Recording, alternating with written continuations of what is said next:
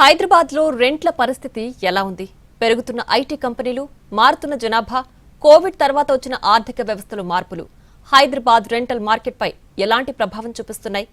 గడిచిన 5 ఏళ్లలో అద్దెలు ఎంత పెరిగాయి? Zone 1 IT hub. ఈ ప్రాంతం హైదరాబాద్ కు హాట్ లాంటిదే. ఒకప్పుడు ఇక్కడ 1 BHK రెంట్ 5,000 నుంచి 10,000 మధ్య ఉండేది. కానీ ఇప్పుడు పరిస్థితి పూర్తిగా మారిపోయింది. అనాక్ రియల్ ఎస్టేట్ కన్సల్టెంట్స్ నివేదిక ప్రకారం గత 5 ఏళ్లలో హైటెక్ సిటీ, గచ్చిబౌలి వంటి ప్రాంతాల్లో రెంట్లు 50% పైగా పెరిగాయి.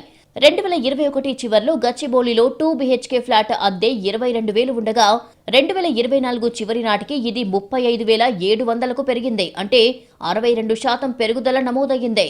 హైటెక్ సిటీలో 2021లో 23,000 ఉన్న అద్దె 2024 నాటికి 35,400కు చేరింది. ఇది 54% పెరుగుదల కనిపిస్తోంది. ఇక్కడ 3 BHK ఫ్లాట్ అద్దె 50,000 నుండి 70,000 వరకు ఉంది.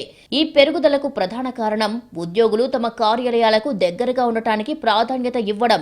అదే సమయంలో కొత్త ఇండ్ల నిర్మాణాలు డిమాండ్కు తగ్గట్టుగా పెరగకపోవడం, అద్దెకు దిగేవారు తక్షణమే అద్దెకు తీసుకోవడం, కొన్నిసార్లు 3 నుంచి 4 నెలల అడ్వాన్స్ కూడా చెల్లించడం ఇక్కడ చాలా కామన్ గా మారింది. మనకు వచ్చేసి తెల్లాపూర్, కొల్లూరు, మణికొండ ఇవి చాలా కనెక్టివిటీ ఉండడం వల్ల ఈ ఏరియాలో కొంచెం రీజనబుల్ మార్కెట్ ఉంది. లైక్ మీకు 25,000 రూపీస్కి 2 BHK దొరుకుతుంది. వెన్ కంపేర్ టు గచ్చిబౌలి, హైటెక్ సిటీ, మాదాపూర్ ఈ ఏరియాలలో 1 BHK స్టార్టింగ్ నుంచి 25,000 నుంచి 35,000. అందులో కూడా సెగ్మెంట్స్ ఉన్నాయి. లైక్ మీకు ఫుల్లీ ఫర్నిష్డా ఇలా కంపారిజన్ ఉంటున్నాయి. 2 BHK వచ్చేసేమో మీకు 35,000 నుంచి 55,000 వరకు ఉంది మెయిన్ ఏరియాల్లో. So remaining areas like Himayat Nagar కానీ, ఓల్డ్ సిటీస్, బేగంపేట్, లైక్ ఈ ఏరియాలో ఏంటి అంటే మనకి అన్ని ఓల్డ్ హౌసెస్ ఉన్నాయి. But when we go for the new buildings, new ఫ్లాట్స్కి వెళ్తే చాలా 70,000, 75,000 అలా ఉన్నాయి. జోన్ 2 కుకట్పల్లి. ఐటీ హబ్ కు దగ్గరగా ఉండే కుకట్పల్లి ఒక విభిన్నమైన మార్కెట్. ఇది వాణిజ్య, విద్య మరియు నివాస ప్రాంతాల కలయిక. ఇక్కడ అద్దెలు ఐటీ హబ్ అంతా భారీగా లేకపోయినా పెరుగుదల మాత్రం అధికంగానే ఉంది.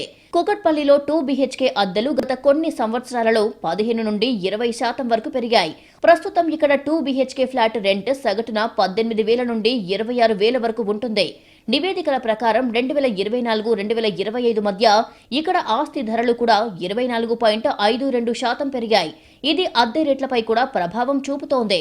Kukatpally metro connectivity, bus station, శరవేగంగా అభివృద్ధి చెందుతున్న మాల్స్, ఆసుపత్రులు మరియు విద్యా సంస్థల కారణంగా ఇక్కడ నివాసం ఉండేవారి సంఖ్య పెరుగుతోంది.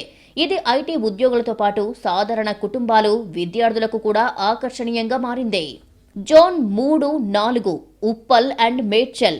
ఈస్ట్ హైదరాబాద్ లో ఉన్న ఉప్పల్, నగర శివార్లో ఉన్న మేడ్చల్ నివాసాలను సరసమైన రేట్లకు అందిస్తున్నాయి.